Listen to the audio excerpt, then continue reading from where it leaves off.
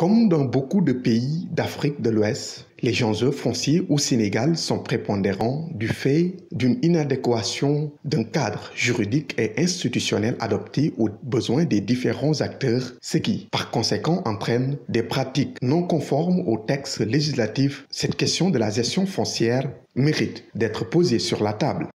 On sait qu'aujourd'hui, la gestion du foncier rencontre beaucoup de choses du fait d'un certain nombre de contraintes. Les contraintes essentielles sont d'abord des contraintes d'ordre institutionnel. Le cadre de gestion du foncier est un cadre qui est un peu obsolète, avec des acteurs qui souvent ne sont pas préparés, formés à gérer une ressource aussi fondamentale, des outils de gestion qui ne sont pas adaptés.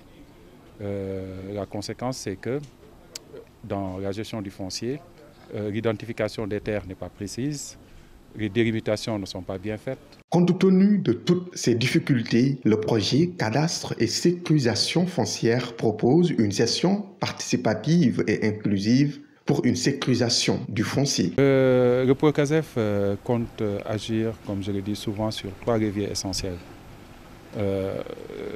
Parce que pour bien gérer le foncier, comme je l'ai dit, il faut mettre en place des infrastructures, des outils performants, comme cela se fait dans tous les États modernes. Donc le PROCASEF va investir fortement sur les infrastructures de sécurisation foncière, par d'abord l'acquisition d'images satellitaires sur l'ensemble du territoire national, par la mise en place d'infrastructures géodésiques pour pouvoir géoréférencier, c'est-à-dire cartographier correctement les parcelles, mettre en place un système d'information foncière. Dans la phase de mise en œuvre du plan de mobilisation des parties prenantes, un atelier de partage et d'échange avec les journalistes de la région de Thiès a permis une meilleure implication des acteurs de la presse qui ont tous apprécié cette approche du projet. Je vois à prime abord que c'est un projet innovant, parce que ce genre de projet, c'est la première fois que moi j'en entends parler.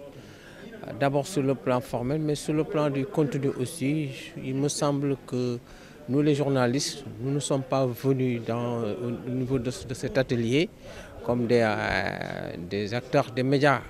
Vous savez, toujours les problèmes fonciers surgissent souvent au niveau des différents reportages que nous faisons sur le terrain.